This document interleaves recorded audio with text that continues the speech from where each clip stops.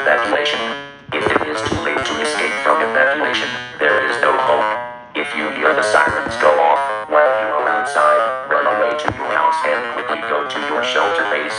If you feel uneasy, nauseous, or have a headache, go to a safe place. Your parents to hide under the shelter base and hide all children and pets.